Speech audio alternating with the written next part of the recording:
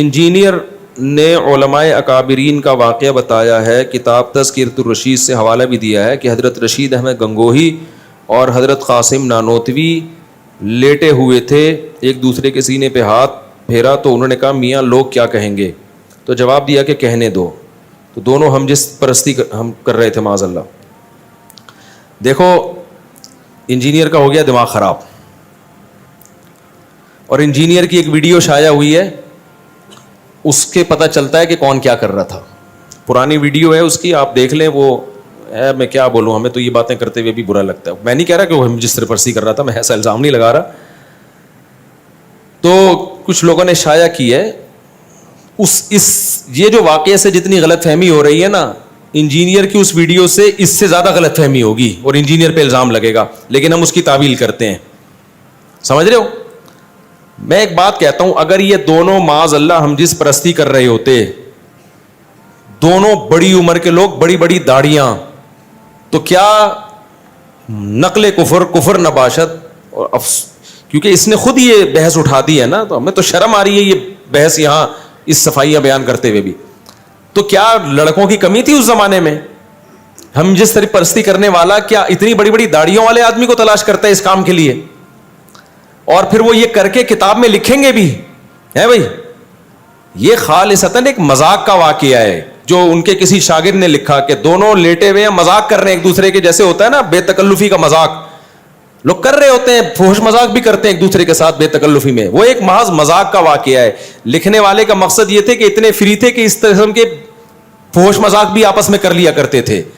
اب لکھنے والے کی غلطی یہ ہے کہ یار اگر کوئی آپس میں اتنا بے تکلف ہے, اس طرح کا مذاق کر بھی رہا ہے, تو اس کو کتاب کی زینت بنانا بنتا نہیں ہے. وہ بے وقوف نے اس کو کتاب کی زینت بنا دی ہے. تو اس پہ یہ اعتراض بنتا ہے کہ یار اگر اس طرح کا کوئی مذاق کسی کے ساتھ کر بھی رہا ہے, میاں لوگ کیا کہیں گے, یہ مذاق ہے, تو اس کو کتاب میں لکھنے کی ضرورت نہیں ہے. لوگ کر رہے ہوتے ہیں, ایک دوست بھی ایک دوسرے سے مذاق کر رہے ہوتے ہیں, آج تو بڑا کہتے ہیں نا, بڑا آج تو بڑا چمکتا ہوا لگ رہا ہے, کاش تو لڑکی ہوتا میں تجھ سے شادی کرتا, یہ کہہ رہے ہوتے ہیں نا لوگ. یہ دوست احباب آپس میں مذاق کرتے ہیں, لیکن یہ مذاق ایسا نہیں ہوتا بیٹھ کے کتاب میں لکھ دو کہ حضرت جی فلاں موقع پہ فلاں کو یہ فرما رہے تھے. تو لکھنے والے کی یہ غلطی ہے کہ اس نے اس مذاق کے واقعے کو, بے تکلفی کے واقعے کو کتاب کی زینت بنا دیا. انجینئر کیا کچھ سڑا ہوا دماغ ہے, اس کے ہمیشہ اس سے گوبر ہی نکلتا ہے, منہ سے بھی گوبر. بعض لوگوں کے گوبر کا ایک خاص راستہ اللہ نے بنایا ہے, وہیں سے نکلے گا. لیکن کچھ لوگ ایسے ہیں کہ ان کے لیے وہ راستہ چھوٹا پڑ گیا تو منہ سے بھی گوبر نکلتا ہے. تو انجینئر اگر یہ اعتراض کرتا نا کہ ان کے مریدوں میں عقل نہیں تھی, ایک نجی واقعہ, محفل کا مذاق کا واقعہ کتاب میں لکھ دیا, تو ہم اس کو سپورٹ کرتے کہ واقعی صحیح کہہ رہا ہے. یار ایک بے تکلفی کا واقعہ تھا, کتاب میں لکھنے کی کیا ضرورت تھی؟ لیکن انجینئر کے چونکہ دونوں راستوں سے گوں ہی ہمیشہ نکلتا ہے, تو منہ کی بواسیر کہتے ہیں نا, تو اس نے فوراً اس پہ کہہ کے لونڈے بازی کر رہے تھے معاذ اللہ. تو خدا کے غضب سے ڈر. رشید احمد گنگوہی کے تقوی کے واقعات اگر میں تجھے سنانا شروع کر دوں تو بے ہوش ہو جائے گا, تو ان کی خاک کے برابر بھی نہیں ہے. قاسم نانوتوی رحمۃ, یہ مدرسوں کی بنیاد, پوری دنیا میں اللہ نے کام لیا. آج پوری دنیا میں امام حرم کا بھی بیان یوٹیوب پہ موجود ہے, اور میں تو دنیا گھوم کے آیا ہوں. مولانا طارق مل صاحب پوری دنیا گھومے ہیں. پوری دنیا میں آپ کو مدرسہ ملے گا نا, اس کے تانے بانے علماء دیوبند اور مولانا قاسم نانوتوی سے جا کے ملیں گے.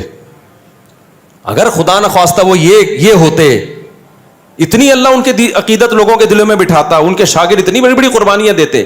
تو ایک مذاق کا واقعہ, دو بوڑھے لیٹے ہوئے ہیں اور ایسے فری ہو رہے ہیں, ایک دوسرے سے مذاق کر رہے ہیں, تو بے وقوف کسی نے اس مذاق کو کتاب کی زینت بنا دیا. تو اسے نہیں پتا تھا منہ کی بواسیر بھی ہے بہت سے لوگوں کو, وہ بیٹھ کے اسی کو کیش کرائیں گے. تو انجینئر کو خدا کے عذاب سے ڈرنا چاہیے, جو لوگوں کی اس طرح سے عزتیں اچھالتا ہے, دنیا میں لازمی ذلیل ہوتا ہے وہ. تو اس کو چاہیے کہ تو سچی مچی میں نہ پکڑا جائے کہیں, صحیح ہے نا. میں الزام نہیں لگا رہا انجینئر پہ کہ وہ یہ حرکتیں کرتا ہے, نہیں کرتا ہوگا, ہم اچھا گمان رکھتے ہیں. لیکن جب کوئی کسی کا اس طرح سے مذاق اڑاتا ہے تو اللہ اس کو اس جرم میں مبتلا کرتے ہیں. اور اس کی ویڈیوز پڑی ہوئی ہیں, ہم تو پھر اس کی بھی تعویل کر رہے ہیں. نہیں کہہ رہا کہ یہ غلط حرکتیں کر رہا ہے, لیکن کسی نے بنایا یہی واقعہ کہ یہ میاں کیا کر رہے ہو, اس کو دیکھو اور اس سے پوچھو میاں تم کیا کر رہے ہو یہاں پہ. تو وہ ویڈیو تو ہم نے وائرل بھی نہیں کی. میں نہیں کہہ رہا اس میں کوئی غلط حرکت کر رہا ہے, لیکن آپ وہ ویڈیو دیکھو گے تو آپ کو پتا چلے گا جو دوسرے پہ الزام لگا رہا ہے نا, اس سے زیادہ خود اس کے اوپر انگلی اٹھ سکتی ہے. سمجھتے ہو کہ نہیں سمجھتے؟ تو میرے اس بیان کے ساتھ کوئی وہ ویڈیو چلا دے, لیکن نہ چلائے اچھا ہے. ہم تو نہیں چاہتے کہ ایسی گند سوسائٹی میں پھیلے, لیکن یہ بہت زیادہ فری ہو رہا ہے یہ بہت بکواس کر رہا ہے. اتنے بڑے بڑے داڑھیوں والے آدمی یار, جن کے ہزاروں مرید ہوں, لاکھوں دنیا ان پہ عاشق ہو, اور پوری دنیا میں انہوں نے دین کا کام کیا ہو, وہ ایک بے تکلفی کا ایک مذاق کر رہے ہیں. تو ٹھیک ہے, یہ مذاق نہیں کرنا چاہیے ان کو, اس لیول کا مذاق نہیں کرنا چاہیے, یہ بھی نصیحت کی جا سکتی ہے, اور اگر کر لیا ہے تو لکھنا نہیں چاہیے, یہ بھی نصیحت کی جا سکتی ہے. یہ نہیں کہ ان کو لونڈے باز کہا جائے معاذ اللہ. لڑکوں کا, وہ لڑکا کرنا ہوتا تو اتنے بڑے بڑے بڈھوں کے ساتھ بستر پہ نہیں لیٹے ہوئے ہوتے وہ. تو اس کو ہو گئی ہے منہ کی بواسیر, سمجھ رہے ہو. وہی بات ہو گئی نا, مرزا غلام احمد قادیانی کا مناظرہ, اس کے کسی مرید کا مناظرہ ہو رہا تھا عطا اللہ شاہ بخاری کے ساتھ رحمۃ اللہ علیہ. تو عطا اللہ شاہ بخاری رحمۃ اللہ علیہ نا, تو وہ دلائل دے رہے تھے کہ حضرت عیسیٰ علیہ السلام تو ماں کے پیٹ جو پیدا ہوئے تو ماں کی گود میں بولے ہیں. تم کہتے ہو کہ یہ مرزا غلام احمد قادیانی عیسیٰ ہے, تو یہ تو ماں کی گود میں نہیں بولا. تو قادیانی نے بولا کہ اس کی کتابوں سے دکھایا کہ مرزا نے دعویٰ کیا کہ میں ماں کے پیٹ میں ہی بولتا تھا. حضرت عیسیٰ ابن مریم تو ماں کی گود میں بولے, میں کہاں بولتا تھا؟ ماں کے پیٹ میں ہی. تو جب اس قادیانی نے یہ بولا نا, تو عطا اللہ شاہ بخاری نے کہا کہ ماشاءاللہ, ماں کے پیٹ میں جب بولتے تھے تو راستے تو دو ہیں جہاں سے آواز آتی ہوگی, دو ہی ٹوٹل راستے ہیں جہاں سے آواز آتی ہوگی. اگر یہاں سے آواز آئے گی تو کیا پتا چلے گا کہ ماں بول رہی ہے یا بچہ بول رہا ہے؟ بھائی اگر وہ بچہ جب ماں کے پیٹ میں بولے گا آواز یہاں سے آئے گی, تو کیا پتا چل رہا تھا کہ ماں بول رہی ہے یا, کیونکہ جب یہاں سے آواز آتی ہے تو ہم سمجھتے ہیں وہ بندہ بول رہا ہے, تو ایک ہی جگہ رہ گئی, تو وہاں سے آواز آتی تھی ان کی. اللہ نا باطل کو پنپنے نہیں دیتے ہیں, ذلیل ہو گیا وہاں پہ. تو انجینئر کو چاہیے کہ تھوڑا لمٹ کراس مت کرے. رشید احمد گنگوہی, مولانا قاسم نانوتوی ہمارے بزرگوں میں سے, آج ہمارے سر پہ پگڑی ہے, ہمیں جو ٹوٹی پھوٹی اللہ دین کی خدمت کی توفیق دے رہا ہے, ان اکابر کے شاگردوں کی جوتیاں سیدھی کرنے کی وجہ سے دے رہا ہے. اور ہم نے ان اکابر کے شاگردوں کا تقویٰ دیکھا ہے, سمجھ رہے ہو. رشید احمد گنگوہی رحمۃ اللہ علیہ, میرے پردادا بیعت تھے رشید احمد گنگوہی سے, میرے پردادا, میری دادی ان کا تقویٰ بتاتی تھی میرے پردادا کا. میرے جو دادی جو تھی نا, ان کا تقویٰ بتاتی تھی. جو بیعت تھے نا میرے پردادا رشید گنگوہی سے, تہجد میں 5 پارے پڑھنے کا معمول تھا ان کا, اور بہت زیادہ ذکر اللہ کیا کرتے تھے. تو ہم نے ان اکابر کے شاگردوں کو دیکھا ہے. میرے والد صاحب پھر ظاہر ہے میرے دادا کی اولاد تھے, ان میں ہمیں تقویٰ نظر آیا. تو ہمارا تو نسب والا سلسلہ ان اکابر کے سے روحانی تعلق سے جا کے ملتا ہے. تو ہم نے تو اپنے, میرے نانا بیعت تھے, میری دادی بھی بیعت تھی مولانا عبد الرحیم رائے پوری رحمۃ اللہ علیہ سے, وہ بھی انہی کے سلسلے کے تھے. تو ہم نے اپنی دادی کا تقویٰ اپنی آنکھوں سے دیکھا ہے, کیسے نوافل روزے رکھنا, تلاوت, نماز, طہارت. تو بھائی تم ہمیں نہیں ورغلا سکتے. ہم نے, ہمارا علم مشاہدے پر مبنی علم ہے, تمہارا علم جو ہے نا کتابوں کو دائیں بائیں کرنے والا علم ہے. ہمیں کہتے ہیں قبر پرست, علماء دیوبند قبر پرست. میرے تو باپ دادوں میں جو سارے علماء دیوبند کے شاگرد تھے, کوئی ایک بھی ہمیں قبر پرست, اگر وہ قبر پرست ہوتے تو کوئی ایک تو نظر آتا نا. ہمارے والد صاحب نے تو کبھی تعویذ گنڈے بھی نہیں رکھے, کچھ بھی نہیں, کیونکہ علماء دیوبند سے تعلق تھا. میری دادی جو تھی نا, تیجے کے کھانے کبھی نہیں کھاتی تھی, مردوں کے کھانے, کیونکہ علماء دیوبند سے تعلق تھا.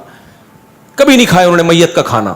کوئی رشتہ داروں میں بھی کوئی ہو گیا نا میت کا, کہ یہ میت کے کھانے تو ہمارے حلق میں اترتے ہی نہیں ہیں. تو ہم نے تو ان کے جو اثرات ہیں اپنی آنکھوں سے, تبلیغی جماعت پوری علماء دیوبند کا ایک شاہکار ہے, انہی کے اثرات ہیں.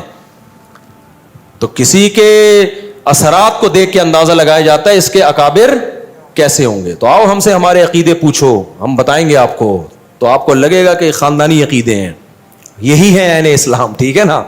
تو کبھی خوشبو لگا کے آؤ.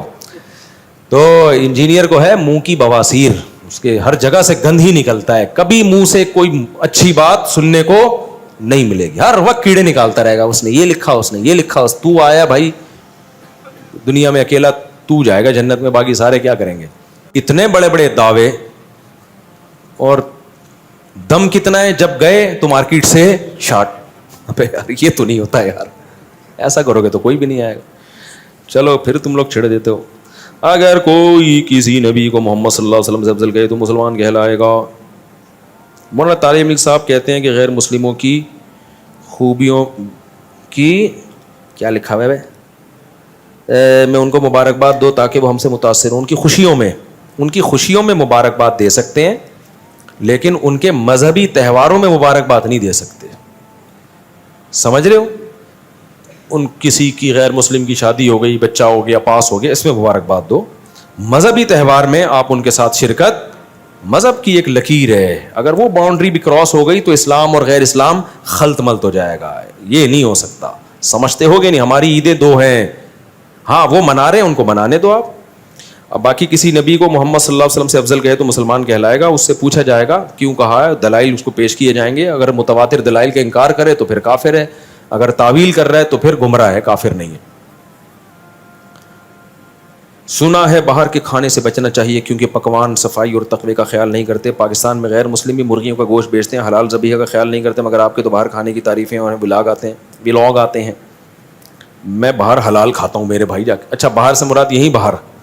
میں جب بھی ہوٹل پہ جا کے کھانے کی تعریف کر رہا ہوں تو سمجھ لو پیچھے کیا رکھی ہوئی ہے, بندوق. 50-50 آتا تھا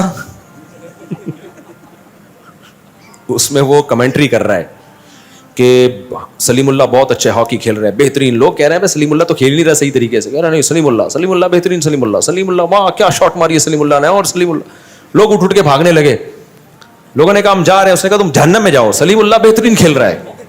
آخر میں رونے لگا نا, تو دکھایا پیچھے کیا رکھی ہوئی ہے, بندوق. تو مجھ پہ بندوق نہیں رکھتے, لیکن اتنی بات ہوتی ہے میں کہیں کھانا کھانے جا رہا ہوں, آتے ہیں مفتی صاحب کھانا کیسا لگا, میں کیا بولوں گا, گندا لگا کھانا. کیمرہ آن کر لیتے, کیسا لگا کھانا, تو یہی کہوں گے بھائی اچھا ہی لگا, ٹھیک ہے. تو پھر وہ اس کو کیش کراتے ہیں, نوٹ چھاپتے ہیں.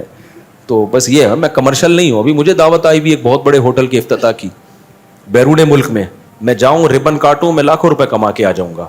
میں نے کہا بھائی میں اس کام کا میں کمرشل نہیں ہوں, میں مولوی ہوں, مجھے کمرشل یوز نہ کرو. تو میں نے اگر جدہ میں بھی ایک ہوٹل کا نہیں افتتاح کیا تھا, تیری میری بریانی, وہ اپنے دوست ہیں, پرانے جاننے والے ہیں, 1 روپے بھی نہیں کمیشن ہے اس میں میرا. سمجھ رہے ہو؟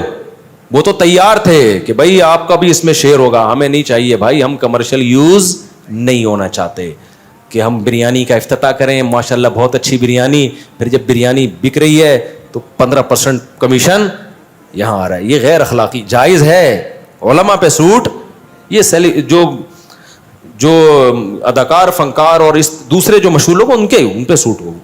انہی کے جو ہے نا ایک مال تھا, اس میں ایک بالی ووڈ کا ایک بہت بڑا ایکٹر آیا, انہوں نے بتایا کہ 1 کھجور اس نے کھائی ہے اور ہم نے اس کو اتنے پیسے دیے ہیں کہ آپ ہمارے جنرل اسٹور سے. اس نے بھی کہا کہ میں 1 کھجور کھاؤں گا اتنے پیسے لوں گا اس کے.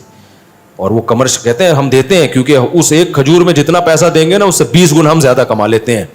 ہم تو فری پھوکڑ میں کھجوریں بھی کھا رہے ہیں جا کے. اس پہ لوگ کہہ رہے ہیں دیکھو مولوی کیا کر رہا ہے, کھا رہا ہے.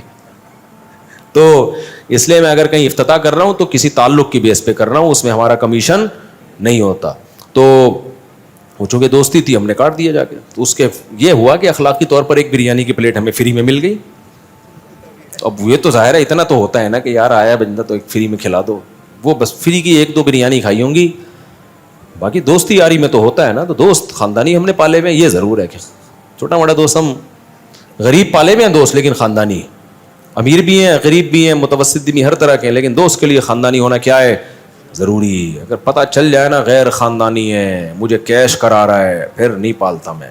تو جس نے ربن کٹوائی اس کا پتہ تھا یہ مجھے کیش نہیں کرا رہا, محبت میں کر رہا ہے, کیونکہ اس کو ضرورت نہیں ہے ہوٹل کی. اس کو ہوٹل کے بغیر بھی اتنے کاروبار ہیں. کسی کو ضرورت بھی ہو تو نیت اس کی یہ نہ ہو, نیت ہے چلے جی مفتی صاحب سے ہم ربن کٹوائیں گے تو برکت ہوگی, اس نیت سے کوئی کر رہا ہے تو ٹھیک ہے, وہ پھر میں کر بھی دیتا ہوں. لیکن کمرشلائز میں یوز نہیں کرتا بھائی اپنے آپ کو. اور میں یوز کرنا چاہوں ایسے نوٹ چھاپوں, تمہاری سوچ جہاں ختم ہوگی نا, زرداری آئے گا قرضہ لینے کے لیے مجھ سے. ایک امریکہ اور کینیڈا کے دورے میں نا اتنا نوٹ چھاپ سکتا ہوں. لوگ مجھے کہتے ہیں ریوو ڈالر یہ گھوم رہا ہے مفتی. اور بھائی صاحب جو میں کما سکتا ہوں نا اپنے نام, ابھی میں برانڈ بن چکا ہوں, میرے پاس کمپنی آتی ہیں, اپنا نام دے دو, اتنا پرسنٹیج آپ گھر بیٹھے لے لو, ٹی ڈاٹ کھولنے دو ہمیں, نہیں کھلے گا. صحیح ہے نا, نہیں. تو کیونکہ میں کمرشل اپنے آپ کو یوز, میرا بزنس بھی ہے, میرے نام سے نہیں ہے, آپ کو خود نہیں پتا کہ کس نام سے ہے وہ. تو نارمل ہے, جیسے سب کے بزنس ہوتے ہیں, کاروبار ہوتے ہیں, وہ تو جائز ہے نا. اپنے نام کو میں اب تک میں نے یوز نہیں کیا ہے کسی بھی. ٹریول ایجنٹ کتنے آئے ہیں حج عمرے کی, کتنے لوگ آئے ہیں حج عمرے کا, تو میں کروں کہ آپ کیا سمجھتے ہو, میں ہر سال اتنے حاجی لے جاؤں, میں تو نوٹ چھاپتا رہوں بیٹھ کے. ابھی تک میں نے یہ بھی نہیں کیا. نہیں یار چھوڑو یار, بس حج عمرہ ہے تو ٹھیک ہے, حج عمرہ کرو, جاؤ اپنے خرچے پہ کرو, جاؤ ٹھیک ہے نا, کماؤ پیسہ, میرا نام یوز نہیں کرو. اگر میں کسی ٹریول ایجنسی کے ساتھ حج پہ جاتا بھی ہوں, ان پہ پابندی ہے کہ میرا نام یوز کرنے کی آپ کو اجازت نہیں ہے. سمجھتے ہو؟ اخلاقی طور پر میں خود کسی کا نام لے دوں ایک الگ بات ہے, بغیر کسی کمیشن کے, کہ جب کوئی خدمت کر رہا ہے تو آدمی کہے چلو یار, وہ ایک الگ چیز ہے. لیکن یہ کام میں نہیں کرتا, کمرشلائز میں اپنے آپ کو یوز نہیں کرتا. اگر کوئی کر رہا ہے تو وہ اس کا اپنا عمل ہے, میری رضا اس میں شامل نہیں ہے. اچھا بھائی جلدی سے میرے باؤ یہ سنا کہ کھانے سے بچا, باقی باہر کے کھانوں سے بچا کرو. واقعی بہت بڑا غرق ہوتا ہے پیٹ کا. باہر کے کھانوں میں ذائقہ بہت ہوتا ہے, مسالے بہت ہی لو کوالٹی کے ڈلتے ہیں. تو میں چلا جاتا ہوں اپنی فیملی کو لے کر کبھی کبھار, وجہ اس کی ہے کہ فیملی کو آؤٹنگ بھی کبھی کبھار کرانی ہوتی ہے, تو آدمی کہتا ہے چلو مہینے میں ایک آدھ دفعہ الٹی سیدھی چیز کھا لو. تو ہر طرح سے سوسائٹی کو دیکھنا پڑتا ہے نا, تو اس لیے کھا لیتے ہیں, ورنہ حقیقت یہی ہے کہ باہر کے کھانے مت کھاؤ. باہر کے, اچھا لوگ پتہ ہے کیا سمجھتے ہیں, باہر کے کھانے مت کھاؤ کا مطلب گھر میں کھانا بناؤ, مسالے باہر کے ڈال دو. تو بات ایک ہی ہے. جب آپ گھر میں بریانی بنا رہے ہو اور بریانی مسالہ دکان پہ خرید رہے ہو, تو پھر باہر کی بریانی میں اور گھر کی بریانی میں کوئی فرق نہیں رہتا. مسالوں کا پیکنگ کے جو مسالے آ رہے ہیں نا, ان میں مسئلے ہیں, اور بہت بڑے بڑے مسئلے ہیں ان میں. تو آپ بیگم کو, گھر والوں کو محبت سے سمجھا دیں کہ بیگم میں نے سمجھایا ہے لیکن سمجھتا چل, ہم یہاں ہیں, یہاں بیٹھے ہوئے, گھر میں جا کے ہم بھی ایسے ہی ہیں بھائی, جو ہے لے آؤ یار, باہر کا مسالہ ہو یا گھر کا مسالہ ہو, کیا کریں. تو لیکن اگر سمجھا دیں اور بیگم سمجھ جائے تو اس کو بتائیں کہ دیکھو بیگم, باہر کا بریانی مسالہ پیکنگ کا لینے کے بجائے آپ یوٹیوب پہ سرچ کرو بریانی مسالہ بنانے کا طریقے لکھے ہوئے, چند ویڈیوز دیکھو, کوئی اچھی لگے تو وہ اس پہ ٹرائی کر لو, وہ مسالہ گھر میں بنا لو. اس میں وہ ٹیسٹ نہیں ہوگا, تھوڑا سا ٹیسٹ میں کمی ہوگی, لیکن صحت کی خاطر وہ ٹیسٹ کی کمی برداشت کر لو. گھر کا مسالہ جب بنا ہوا ہوگا نا, وہ ہوگا گھر کا کھانا. اگر باہر ہی کا مسالے لے کے ڈال رہے ہو تو پھر باہر ہی جا کے کھا لو آپ, پھر کوئی فرق نہیں ہے, پھر اتنا زیادہ فرق نہیں ہے. تو سب چیزیں گھر میں بنانا سیکھو. اچھا میرے بھائی مفتی صاحب, سلو کے بعد حضرت معاویہ نے اپنے بیٹے کو کیا ہے بھائی خلیفہ کیوں بنایا؟ حضرت معاویہ سمجھتے تھے کہ اس وقت طاقت اور قوت یزید کے ہاتھ میں ہے. ان کو نہیں معلوم تھا کہ اس کے دور حکومت میں سیدنا حسین کا قتل ہوگا. اگر حضرت معاویہ کو معلوم ہوتا, کبھی بھی کسی قیمت پہ میرا ایمان ہے کہ حضرت معاویہ یزید کو اپنا خلیفہ نہیں بناتے. حضرت معاویہ عالم الغیب نہیں تھے, تو اس لیے حضرت معاویہ پہ کوئی اعتراض نہیں ہوتا. تو ایسے تو اور بھی لوگوں پہ ہوگا, فلاں کا بیٹا ایسا نکلا. بھائی اگر کوئی ہے تو نوح علیہ السلام کا بیٹا کیا نکلا تھا؟ کافر نکلا تھا نا. تو بعض لوگ, کتنے لوگ ہیں ان کے داماد 2 نمبر ہیں.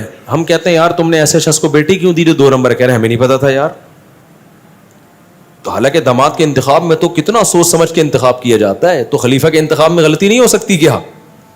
تو حضرت معاویہ نے امت کی خیر خواہی اسی میں سمجھی کہ اس کے پاس طاقت ہے, پاور ہے, یہ لوگوں کو جمع کر لے گا. باقی ان کو نہیں, اگر وہ علم غیب ہوتا وہ کبھی بھی یہ کام نہ کرتے. مفتی صاحب دن میں 3 سے 4 چیز بنائیں جس سے میرا ایمان, 4 چیز بتائیں جس سے میرا ایمان بڑھ جائے.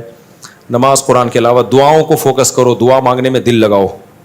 مفتی صاحب جب سے کیمرے آئے ہیں کرامت ہونا بند ہو گئی.